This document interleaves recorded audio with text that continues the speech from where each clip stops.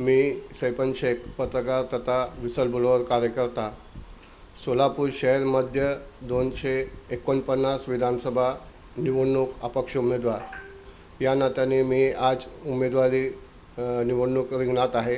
माझा चिन्ह आहे पेनाची नीप सप्तकिरणाची या चिन्ह आहे। या चिन्हावर येणाऱ्या 20 नोव्हेंबर रोजी सर्व मतदारांनी त्या चिन्हावरचा समोर बटन दाबून प्रचंड मताने विजय करावा अशी मला सर्व मतदारांना हात जोडून कळकळीची विनंती आहे। या निवडणुकीत पत्रकारिता करत असताना या निवडणुकीचे रिंगणात येण्यामागचा नेमका उद्देश जे आहे, चांगले माणसं निवडणुकीत गेले पाहिजे या उद्देशाने मी या निवडणुकीच्या रिंगणात आलं आहे।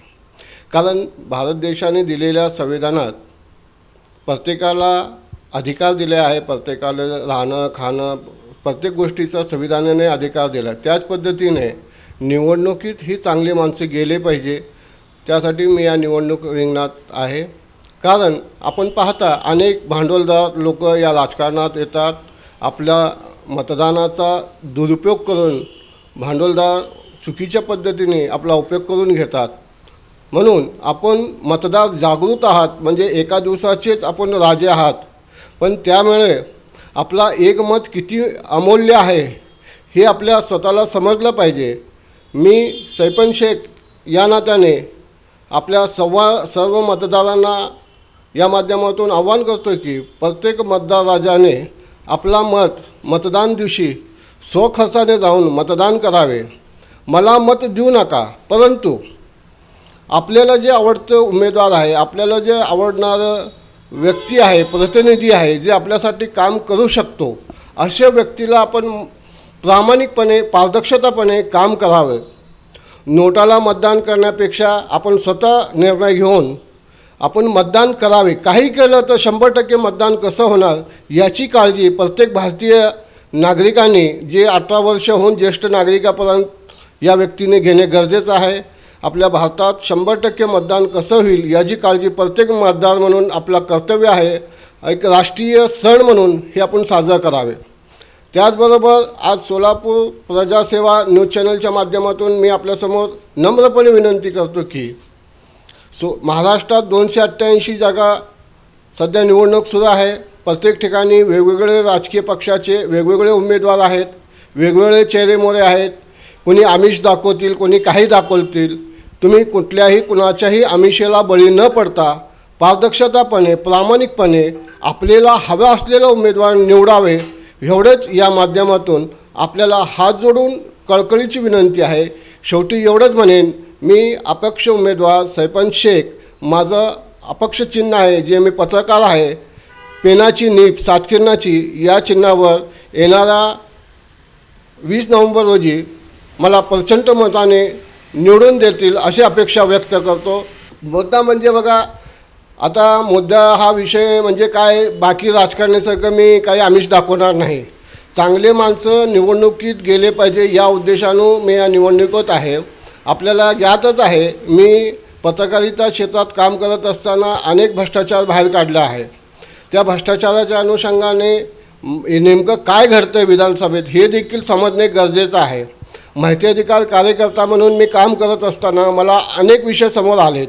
आता मी तुम्हाला आपण जे प्रश्न विचारला त्या माध्यमातून सांगायचं झालं, मी उगाच तुम्हाला आमिष दाखवणार नाही की मी रस्ता करणार, अमुक करणार, तमुक करणार। मी निवडून जर आलो तर लोकांसाठी जे गरजेचं आहे, लोकांनी जे ठरवलेलं आहे, लोकांच्या मतातून जे एकमताने जे निर्णय घेईल तो काम मी करण्याचा मनस केलं आहे। म्हणजेच आता काय लोक आमिष दाखवतात, व्यवस्थासाठी काय तर करणं हाच महत्त्वाचा असतो। रस्ता ड्रेनेज हे तर काम होतच असतं। आता आपण 78 वर्ष स्वातंत्र्य मिळून देखील आज देखील त्याच मुद्द्यावर निवडणूक लढले जात आहे। परंतु आज सोलापूरचा व्यक्ती दुसऱ्या राज्यात दुसऱ्या जिल्ह्यात जाऊन काम करण्याची वेळ येते, हे आपले सोलापूरकर म्हणून आपल्याला लई मोठी हे आहे। आज आईबाबांना सोडून ज्येष्ठ नागरिकचे आहेत आपले सोलापुरात, अनेक युवक सोलापूर शहर सोडून जात आहे। त्यासाठी रोजंदारीचा साधन उपलब्ध करणे हा माझा एकमेव उद्देश आहे यामागचा। त्यांना संदेश हेच देणार, बघा बीडी कामगार असू दे, यंत्रमाग कामगार असू दे, बीडी कामगार काम करत असताना बाया कष्ट करून आपल्या लेकरांना, परत तेच सांगतो, लेकरांना कष्टाने त्यांनी आपल्या मुलाबाळांना शिक्षित करतात. शिक्षित केल्यावर इथं कामं मिळत नाही, रोजंदारी नाही. मग अनेक महिला काम करत असताना म्हणजे जकाट कामगार असू दे, टावेल कामगार असू दे, डबलिंग असे अनेक कामं आहेत. तिथं काम करणारे व्यक्ती स्वतःच्या मुलाला शिकून चांगलं व्हावं, चांगलं शिक्षण घेऊन नोकरी मिळावं या उद्देशाने आईबाबा रात्रंदिवस कष्ट करतात. पण इथलं व्यवस्थेने आजपर्यंत ह्या लोकांसाठी कुठलाही विचार केला नाही. दर 5 वर्षी यायचं, एक आमिष दाखवायचं, गाजर दाखवायचं आणि निघून जायचं. ह्या पलीकडे ह्या लोकांचा काहीच भलं झालं नाही.